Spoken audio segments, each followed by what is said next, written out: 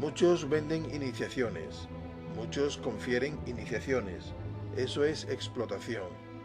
Las auténticas iniciaciones blancas se reciben en la conciencia. Las ceremonias iniciáticas se realizan en los mundos superiores. Por estos tiempos, todo el mundo quiere ser maestro, pero maestro solo es uno, el Cristo interno de cada uno de nosotros.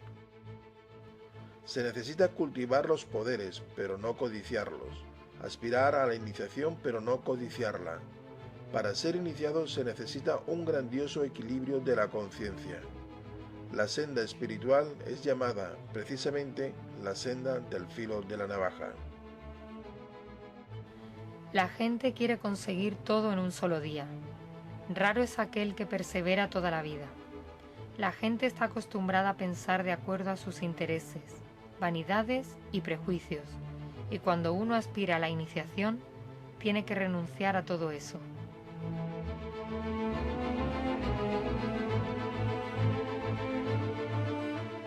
El camino iniciático es el camino de la verdadera revolución de la conciencia.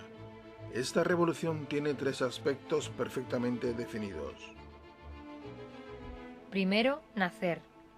Construir los cuerpos internos y el alma, con ayuda de la energía creadora. Segundo, morir. La eliminación de los defectos psicológicos que cargamos en nuestro interior.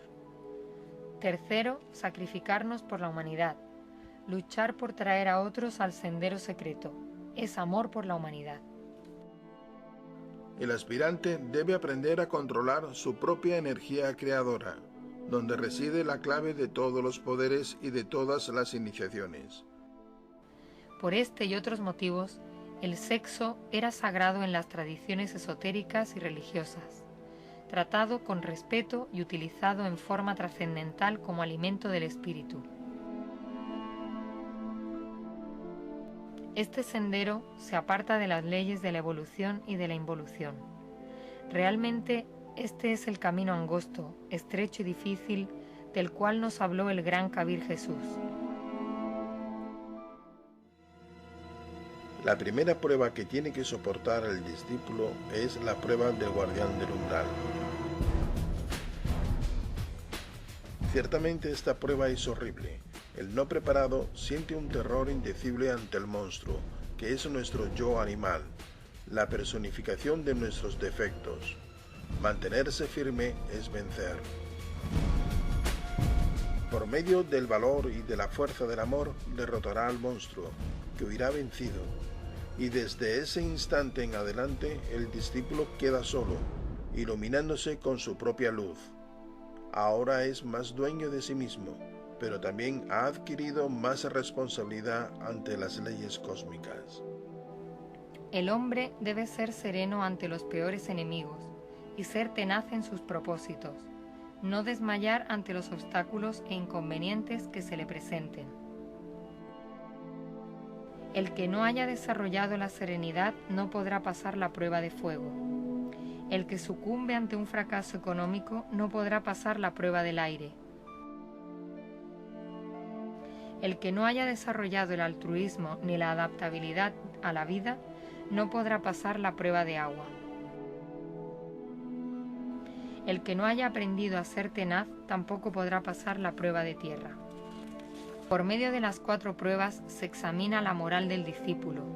Después de cada prueba se recibe al discípulo en el salón de los niños, donde se le celebra al candidato el triunfo con música deliciosa, inefable. En los antiguos tiempos, esas pruebas se pasaban en el mundo físico, y entonces muchos candidatos a la iniciación perecieron trágicamente. Hoy, esas pruebas se pasan en el astral, pero también en algunas ocasiones se pasan en el mundo físico. Una de las pruebas más difíciles es la llamada prueba de Irene, pues durante esa prueba el discípulo tendrá que probar su castidad hasta el máximo, en carne y hueso y ante las tentaciones más terribles. Esta prueba se pasa en el plano físico. Otra prueba también es muy difícil de pasar, es la llamada prueba de justicia, pues en ella le toca vivir como Cristo ante Pilatos y ante Caifás. El discípulo se verá acusado por sus mismos amigos más queridos y apreciados ante los jueces del Tribunal de Justicia, y si protesta es porque todavía le falta prepararse. Hay que aprender a sonreír en medio de las adversidades. Hay que aprender a vivir como el profeta Daniel en el pozo de los leones. Qué bella es esta maravillosa escuela de la vida. Cuando el aspirante se afirma en el conocimiento de lo real y permanente, los objetos mundanos pierden su atractivo y queda por completo indiferente hacia ellos. Cuando se ve lo real, ya no satisface lo ilusorio. En el sendero probatorio, las cosas del mundo pierden su atractivo y el hombre ya no se esfuerza por poseerlas. La raíz del deseo se va poco a poco marchitando.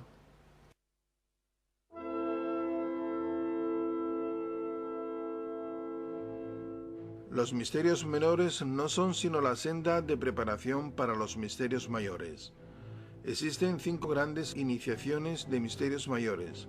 Existen 7 serpientes, 2 grupos de A3, con la coronación sublime de la 7ª lengua de fuego que nos une con el Uno, con la ley, con el Padre. La primera iniciación de misterios mayores corresponde al ascenso de la primera serpiente por el canal medular del cuerpo físico, hasta el campo magnético de la raíz de la nariz. La lucha por el ascenso de la serpiente es muy difícil. Son 33 vértebras, son 33 grados. El Kundalini sube muy lentamente de acuerdo con los méritos del corazón. El amor es la base y el fundamento de la iniciación. El iniciado recibe la espada flamígera que le da poder sobre los 4 elementos de la naturaleza. La segunda iniciación corresponde al ascenso de la segunda serpiente por el canal medular del cuerpo etérico. Cada vértebra espinal de tipo etérico implica determinadas virtudes. Ostensiblemente debemos ser probados antes de llegar a tal o cual vértebra. Recordemos que el oro se prueba con el fuego y la virtud con la tentación. En la segunda iniciación nace el Soma Puchikón, el traje de bodas del alma. La tercera iniciación corresponde al ascenso de la tercera serpiente por el canal medular del espectro astral, hasta el campo magnético de la raíz de la nariz, y luego de allí descender hasta el corazón. El despertar del fuego en el cuerpo astral es siempre anunciado con un relámpago terrible en la noche. Cuando el fuego sagrado llega al puerto maravilloso del corazón tranquilo, vivenciamos entonces aquel simbolismo relacionado íntimamente con todo el drama cósmico, la muerte y resurrección del Cristo.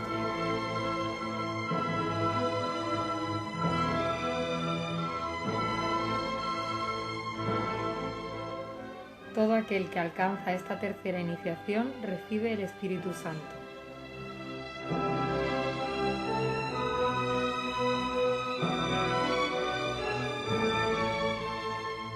La cuarta iniciación viene entonces cuando la cuarta serpiente ha logrado el ascenso por el canal medular del espectro mental. La cuarta serpiente llega también hasta el entrecejo y desciende hasta el corazón. Levantar la cuarta serpiente a lo largo del canal medular de vértebra en vértebra y de chakra en chakra es ciertamente algo muy lento y espantosamente difícil. No es posible lograr la plena individualización del entendimiento sin la creación de un cuerpo mental. La fiesta cósmica de esta iniciación es grandiosa. Todo el mundo, todo el universo se estremece de alegría diciendo: ha nacido un nuevo Buda.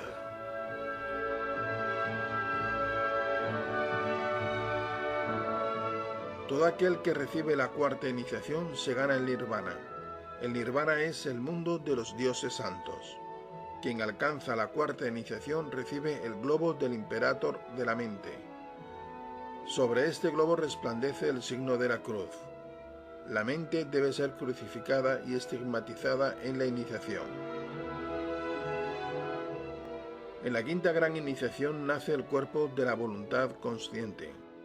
La quinta serpiente sube por el canal medular de aquel embrión del alma que tenemos encarnado, pasando por la glándula pineal y el entrecejo, llega hasta su correspondiente cámara secreta en el corazón tranquilo. Entonces, fusionados con nuestro real ser interior, sentimos que regresamos al dichoso estado infantil paradisíaco. Todo aquel que nace en el mundo de la voluntad consciente encarna su alma, se convierte en un verdadero hombre, se convierte en un maestro de misterios mayores de la logia blanca, revestido con el To Soma Eliacón, el cuerpo de oro del hombre solar. En la quinta iniciación debemos decidirnos por dos caminos.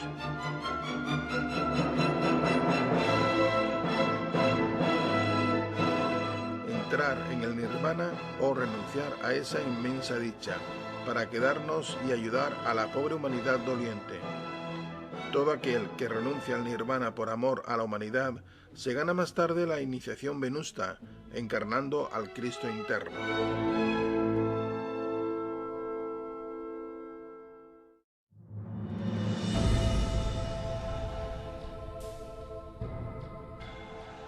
El tarot está íntimamente relacionado con la astrología esotérica y con la iniciación.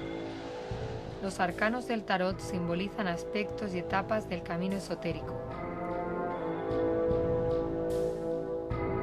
El arcano número 1 es el mago. Es obvio que es lo que comienza. Cualquier cosa que se inicie en la vida práctica es el arcano número 1, es la unidad. Resulta fácil comprender que todo comienzo es difícil, hay que trabajar duro. El arcano 9 es el ermitaño. Se le presenta con un anciano que lleva una lámpara en su mano. Esta lámpara hay que subirla para hacer luz en la senda.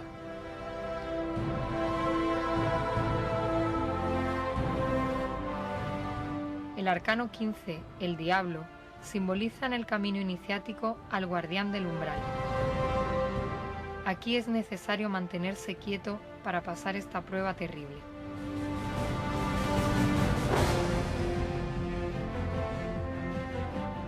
El arcano 19 nos ilustra la segunda gran iniciación de misterios mayores que le permite al iniciado viajar en cuerpo etérico. Esta es la sabiduría de Juan Bautista.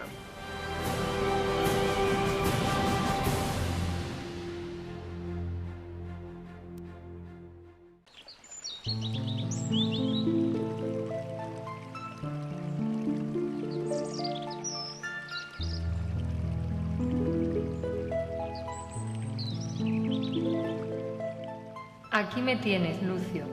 Tus ruegos me han conmovido. Soy la madre de la inmensa naturaleza, la dueña de todos los elementos. El tronco que da origen a las generaciones, la suprema divinidad, la reina de los manes. La primera entre los habitantes del cielo, la encarnación única de dioses y diosas. Las luminosas bóvedas del cielo, los saludables vientos del mar, los silencios desolados de los infiernos, todo está a merced de mi voluntad. Soy la divinidad única a quien venera el mundo entero bajo múltiples formas, variados ritos y los más diversos nombres.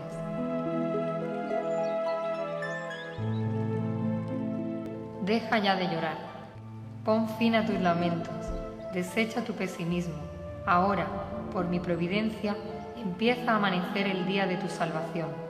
Presta, pues, religiosa atención a las órdenes que te voy a dar.